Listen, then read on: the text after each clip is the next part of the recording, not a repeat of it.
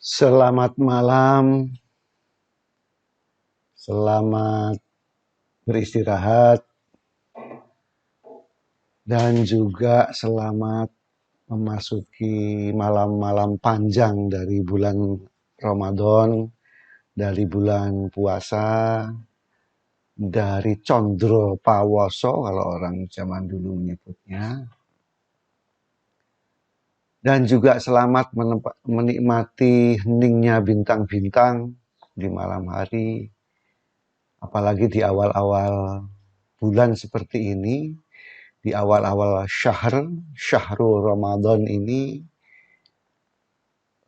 sudah lazimnya sang rembulan tidak kelihatan, karena masih satu garis kecil, garis tipis.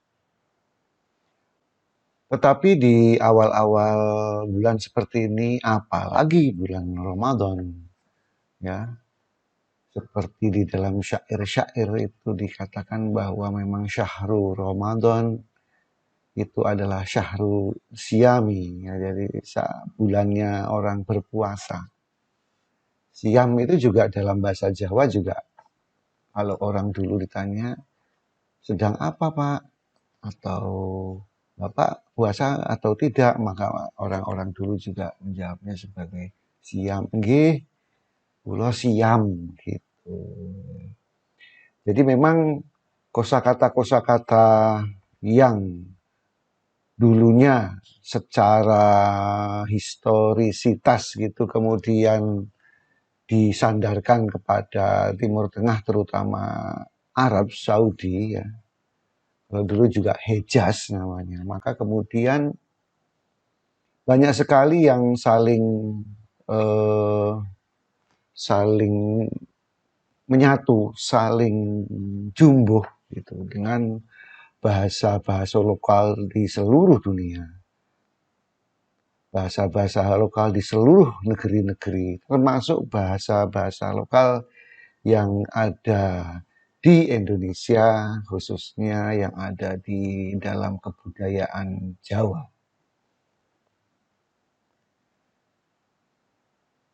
Inilah sebabnya mengapa kok orang-orang Jawa misalnya, tanpa harus berpenampilan seperti orang-orang Timur Tengah, tanpa harus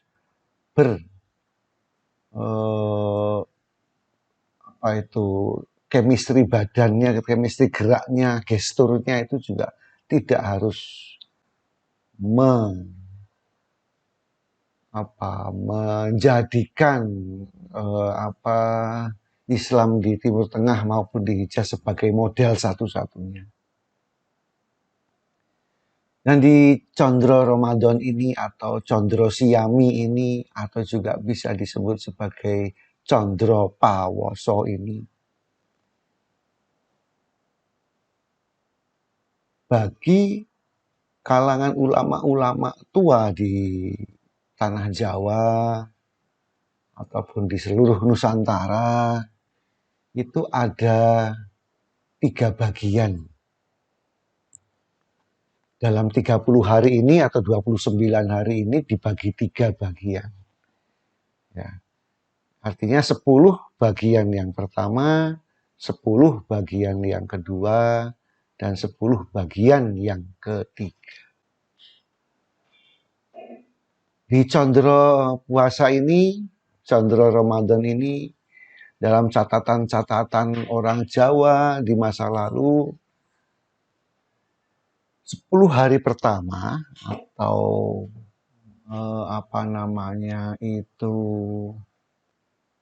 doso dino sepisan itu adalah saatnya kita umat Islam itu menjalankan puasa mengharapkan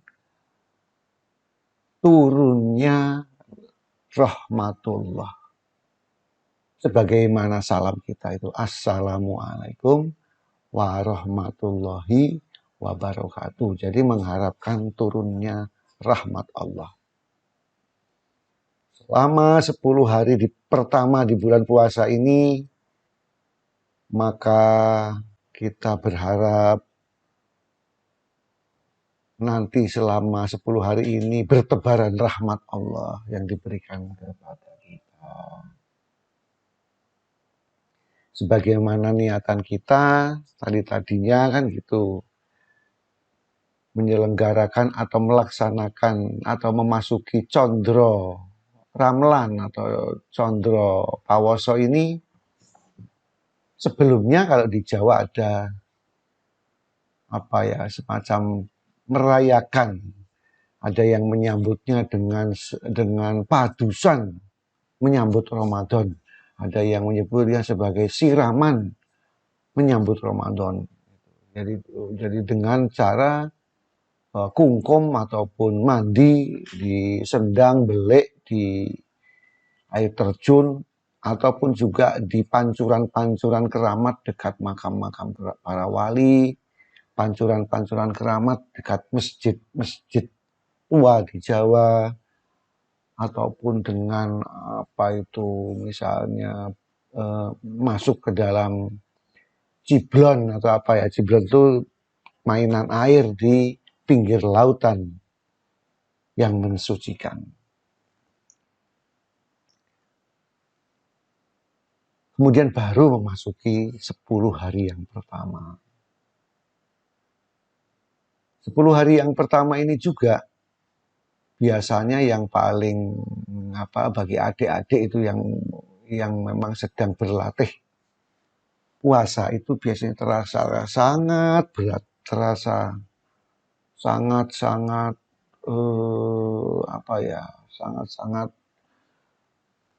sangat susah melaksanakannya. Baik, dan nanti di akhir 10 hari pertama ini janji Allah adalah diberikannya kita yang melaksanakan puasa ini diberikan rahmat Allah. 10 hari yang kedua, kira-kira dari tanggal 11 sampai tanggal 20 Ramadan, Condro Pawoso, maka di 10 hari yang kedua ini kita akan menjumpai peristiwa besar, peristiwa agung. Ya. Di mana sebelum itu kita juga berjumpa dengan purnama besar atau purnama sidi di tanggal malam 15 Ramadan. Ya. Malam ke-15 bulan Condro ataupun bulan puasa. Itu dalam catatan adalah di mana saat bulan purnama itu maka juga termasuk waktu-waktu yang makbul untuk berdoa. Di samping kalau secara ilmiah ya ada untuk bagaimana efek dari bulan purnama kepada kita yang hidup di bumi, dari mulai hewan, tanaman maupun kita bangsa manusia dan bangsa-bangsa yang lain. Bagaimana efek purnama itu dalam kehidupan kita semua. Atau kalau sering disebut sebagai lunatik lah ya. Lunatik. Jadi efek-efek dari bulan purnama. Kalau di tanah air kita di Jawa itu malam purnama itu sering-sering, termasuk malam purnama di bulan Ramadan ini, sering-sering kita itu dulu waktu masih kecil dilarang untuk ojo turu sore-sore gitu, jangan banyak tidur atau janganlah tidur di sore hari. Eman-eman rembulane, sayang sekali rembulannya, karena pada saat rembulan seser ini, rembulan purnama sidi ini adalah saat-saat yang makbul untuk berdoa. 2 hari kemudian di malam 17 di bulan yang mulia ini kita juga mengenang ataupun memperingati turunnya Al-Quranul Karim, di mana pada malam 17 ini malam turunnya Al-Quranul Karim ini pasti tidak akan hilang begitu saja, karena Quran sendiri adalah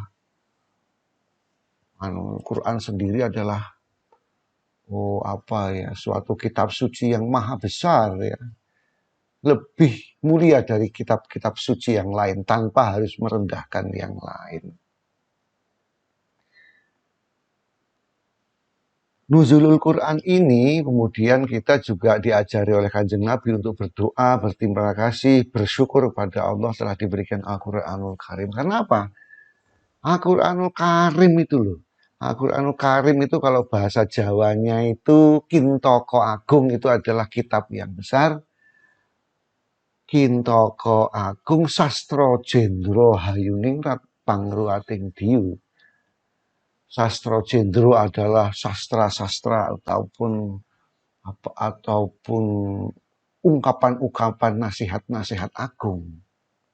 Pangruating Diyu yang menghilangkan sifat angkara murka, sifat raksasa di dalam diri kita, sifat bekasaan di dalam diri kita. Maka kalau di Jawa itu indikatornya jadi mudah. Malah kalau ada orang kok mengaku sebagai penghayat agama Islam yang paling khusyuk gitu, maka bagaimana bekasan Quran itu di dalam kehidupannya sehari-hari. Maka kan sebagaimana Kanjeng Nabi bersabda bahwa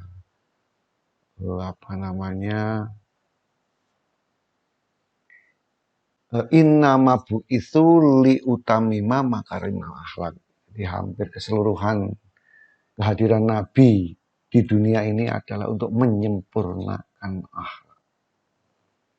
Maka atau dalam bahasa Kawi tadi pangruwating diyu, menghilangkan sifat angkara murka.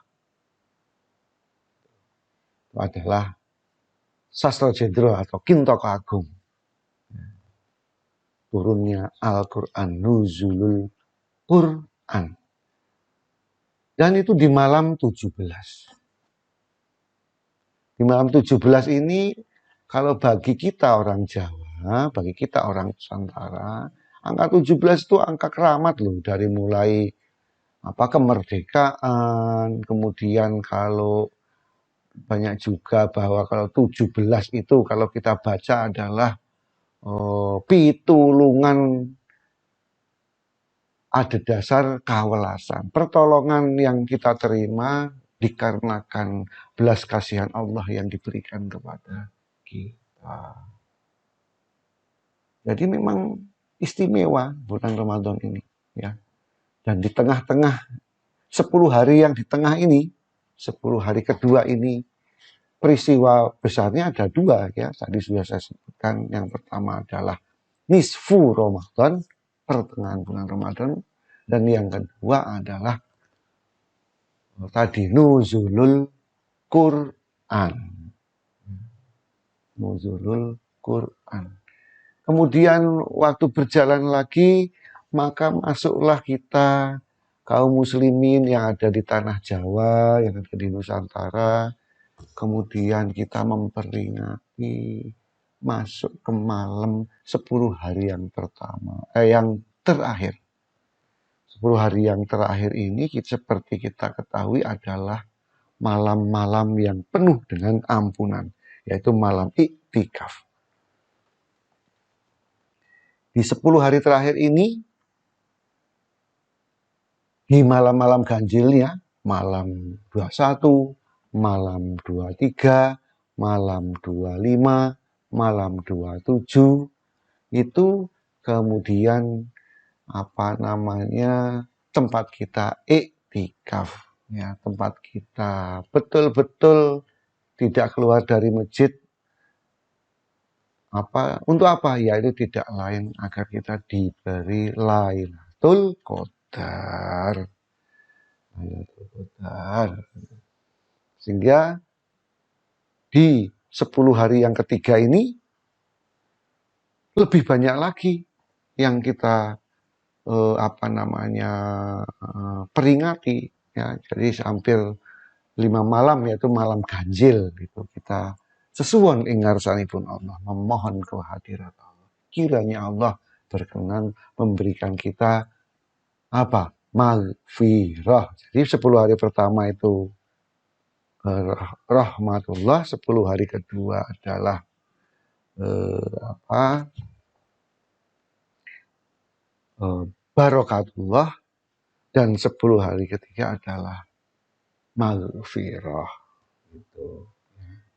Oleh karena itu, kalau kaum muslimin zaman dulu di tanah Nusantara ini, begitu hari ke-20 ya, malamnya kita berbondong-bondong ke masjid memperingati datangnya malam yang ketiga ini, yang membawa malam Lailatul Qadar, membawa maghfirah itu dengan apa? Dengan padusan. Kalau yang tidak bisa keluarnya malam, tanggal 20 pagi atau siang atau sore, padusan, mandi.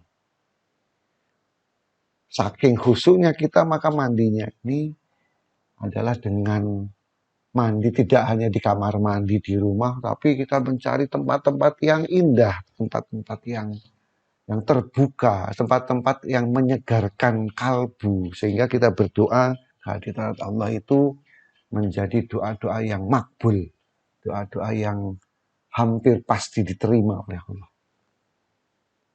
Maka pada malam selikuran itu, kita menyebutnya sebagai malam selikuran, itu kemudian masyarakat, kaum muslimin maupun yang bukan muslimin juga enggak apa-apa, bareng-bareng membuat bancaan, membuat ubur rampe dari rumahnya masing-masing. Ubur rampe ini kemudian dikumpulkan di masjid, kemudian disilang diberikan secara silang oleh Kanjeng Kiai biasanya, atau dibagi-bagikan oleh Mbah Modin misalnya gitu ya, dan lain sebagainya.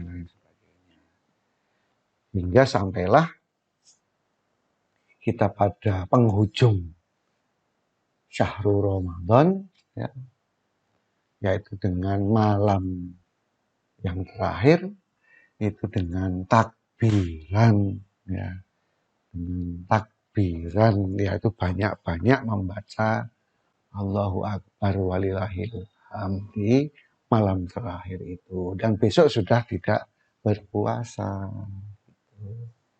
Maka kemudian ketika kita selesai takbiran, tidur, paginya kita memasuki 1 Syawal yang disebut dengan Ngaidil Fitri atau Idul Fitri. Kalau zaman dulu di keraton baik Surakarta, Hadiningrat, Ngayogyakarta, Hadiningrat, Keraton Cirebon, dan lain sebagainya, bisa juga Keraton Ternate Tidore, Keraton Kuatalo, dan lain sebagainya. Itu mengeluarkan gunungan biasanya.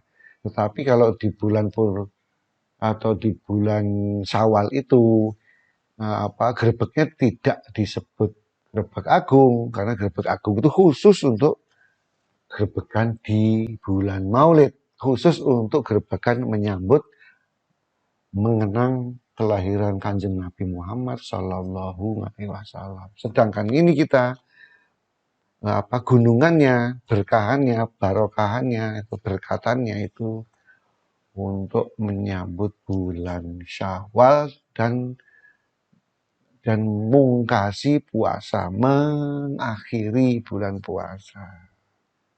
Maka disebut Lebaran. Lebaran itu setelah, maksudnya setelah puasa.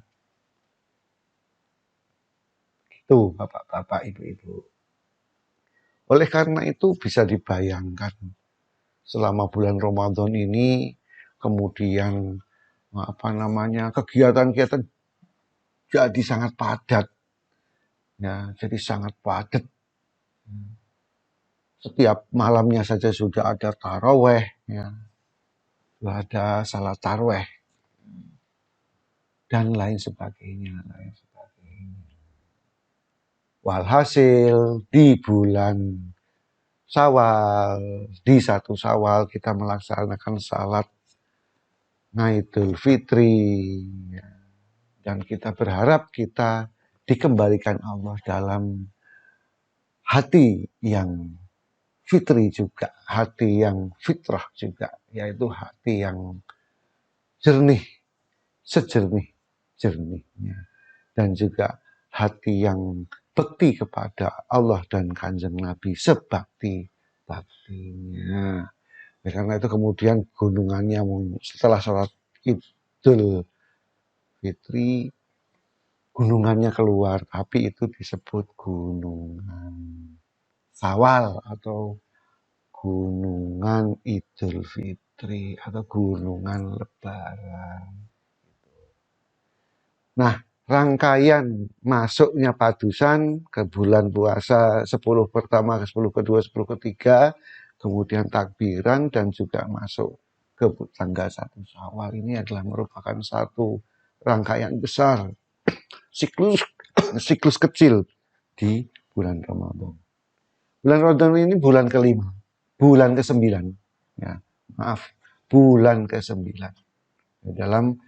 dalam penanggalan kalender Jawa maupun kalender